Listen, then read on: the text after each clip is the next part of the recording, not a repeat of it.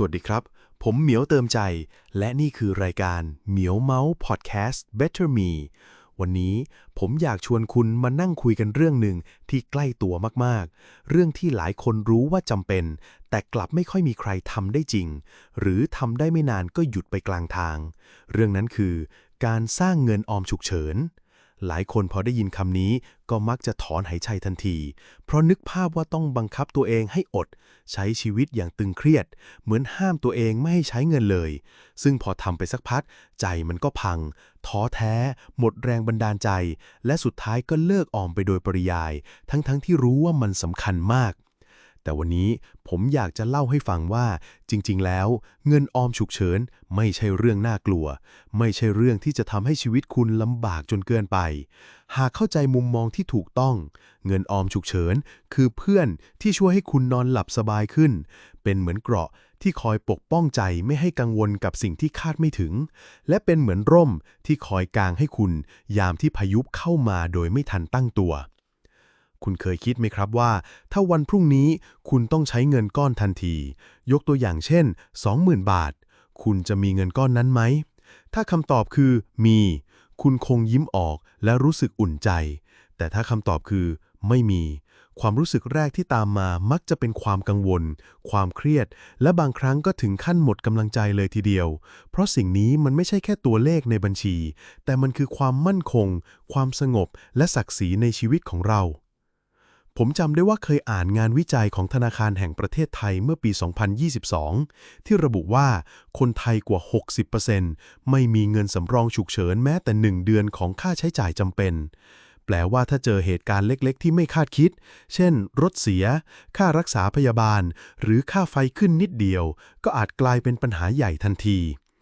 และไม่ใช่แค่เมืองไทยนะครับที่อเมริกาเองงานวิจัยของ Federal Reserve ก็พบว่าเกือบ 30% ของคนอเมริกันไม่มีเงิน$400สำหรับค่าใช้จ่ายฉุกเฉินเลยนี่ไม่ใช่เรื่องเล็กนะครับแต่มันคือความจริงที่หลายคนมองข้ามผมอยากเล่าเรื่องของเพื่อนคนหนึ่งเขาชื่อตั้มเป็นฟรีแลนซ์ที่เก่งมากรายได้บางเดือนก็สูงบางเดือนก็น้อยตั้มตั้งเป้าอยากมีเงินออมฉุกเฉินเขาจึงบังคับตัวเองว่าเดือนหนึ่งต้องเก็บให้ได้อย่างน้อย10,000 บาทแต่ปัญหาคือรายได้ที่ไม่แน่นอนทำให้เขาเก็บไม่ได้ตามเป้าทุกเดือนและทุกครั้งที่เก็บไม่ได้เขารู้สึกผิดรู้สึกว่าตัวเองล้มเหลวยิ่งทำยิ่งท้อจนสุดท้ายก็เลิกออมไปเลยแล้ววันหนึ่งสิ่งที่ไม่คาดคิดก็มาถึง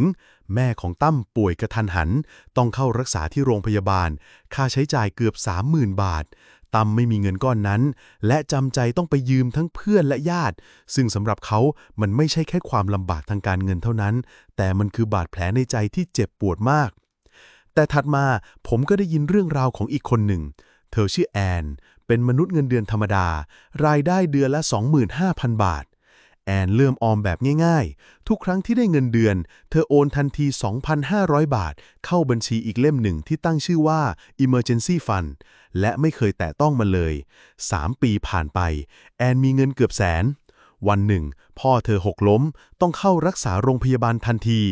แอนสามารถจ่ายเงินได้โดยไม่เดือดร้อนใครและสิ่งที่เธอบอกผมก็คือเงินก้อนนั้นไม่ใช่เงินแต่มันคือความมั่นใจและความภาคภูมิใจในตัวเองคุณเห็นความต่างไหมครับเรื่องของตั้มเต็มไปด้วยความเครียดสะสมแต่เรื่องของแอนเต็มไปด้วยความมั่นใจสะสม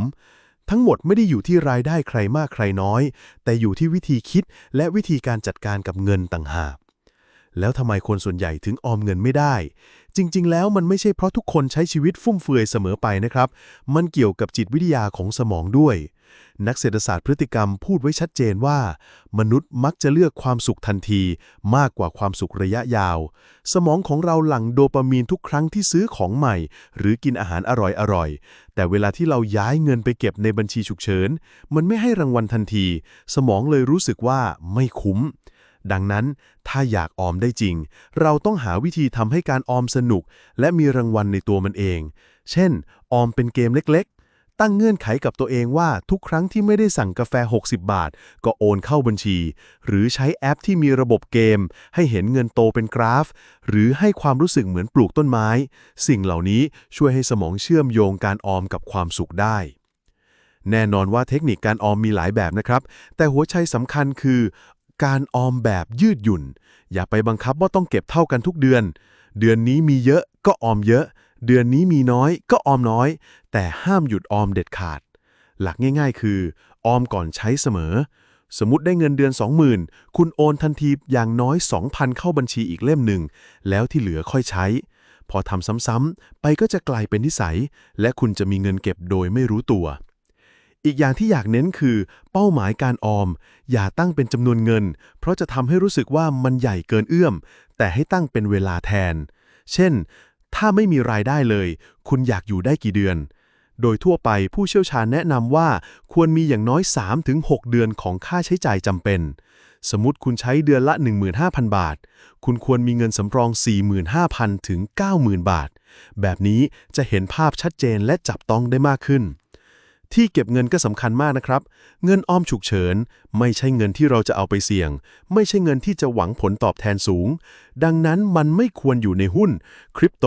หรือทองคำเพราะนั้นอาจจะทำให้คุณถอนออกไม่ได้ตอนที่ต้องการหรือขาดทุนพอดีสิ่งที่เหมาะสมกว่าคือบัญชีออมทรัพย์ดอกเบี้ยสูงกองทุนรวมตลาดเงินหรือบัญชีฝากประจำแบบยืดหยุ่นหลักการคือเก็บในที่ที่ปลอดภัยถอนง่ายและมีดอกเบี้ยพอสมควรท้ายที่สุดผมอยากให้คุณเปลี่ยนมุมมองต่อเงินออมฉุกเฉินลองนึกภาพว่ามันคือร่มกันฝนคุณอาจไม่ได้ใช้มันทุกวันแต่วันที่ฝนตกหนักมันช่วยให้คุณไม่เปียกไม่หนาวและยังเดินต่อได้อย่างมั่นใจเงินก้อนนี้ไม่ใช่เงินตายนะครับแต่เป็นเงินที่ซื้ออิสระใจซื้อความสงบและซื้อศักดิ์ศรีให้คุณสรุปแล้วเงินออมฉุกเฉินไม่ได้เป็นแค่ตัวเลขแต่มันคือความสงบในใจเป็นสิ่งที่ทำให้คุณมั่นใจว่าไม่ว่าจะมีอะไรเกิดขึ้นคุณยังยืนหยัดได้คุณไม่ต้องไปขอยืมใครไม่ต้องเสียศักดิ์ศรีและไม่ต้องกังวลกับเรื่องเล็กๆที่ไม่คาดคิดผมอยากปิดท้ายด้วยคำคมจาก Morgan Housel ผู้เขียนหนังสือ The Psychology of Money เขาบอกว่า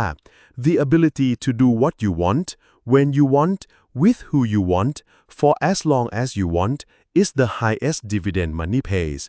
หรือก็คือความมั่งคั่งที่แท้จริงไม่ใช่มีเงินมากที่สุดแต่คือการมีอิสระที่จะใช้ชีวิตแบบที่เราต้องการและเงินออมฉุกเฉินคือก้าวแรกที่พาคุณไปถึงตรงนั้นขอบคุณที่ฟังจนจบครับหวังว่าเรื่องราวและแนวคิดวันนี้จะช่วยให้คุณเริ่มต้นออมเงินฉุกเฉินได้โดยไม่ทำให้ใจพังถ้าคุณชอบเนื้อหาแบบนี้อย่าลืมกดติดตามกดแชร์และส่งต่อให้เพื่อนหรือคนที่คุณรักแล้วเจอกันใหม่ในตอนหน้ากับรายการเหมียวเมาส์พอดแคสต์ Better Me ผมเหมียวเติมใจสวัสดีครับ